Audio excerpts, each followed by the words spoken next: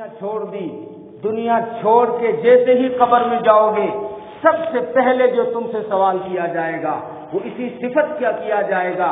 یہ قبر میں نہیں پوچھا جائے گا کہ سجدے کتنے کیے، یہ نہیں پوچھا جائے گا کہ نمازیں کتنی پڑھی، یہ سوال تو ہوگا لیکن قیامت کے میدان میں۔ لیکن قبر میں جو پہلا سوال ہو رہا ہے وہ یہی ہے کہ من ربک، بس ہمیں تو یہ بتاؤ کہ تجھے پالا کس نے۔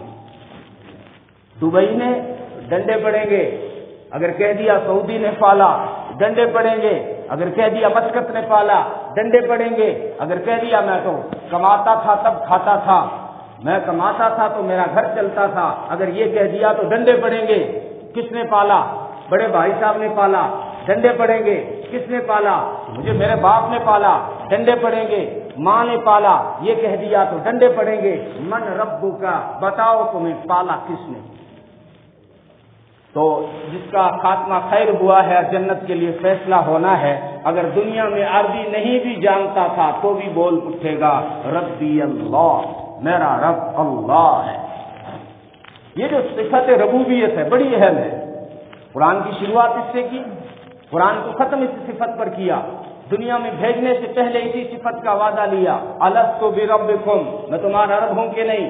اور جب تمہاری زندگی کا کورس مکمل ہوا، آخرت کی پہلی سیڑھی پر پہنچے تو کہا بتا دو من ربک، وہ عالم ارواح میں جو وعدہ ہوا تھا وہ یاد ہے کہ نہیں؟ بتاؤ من ربک، تجھے پالا کس نے؟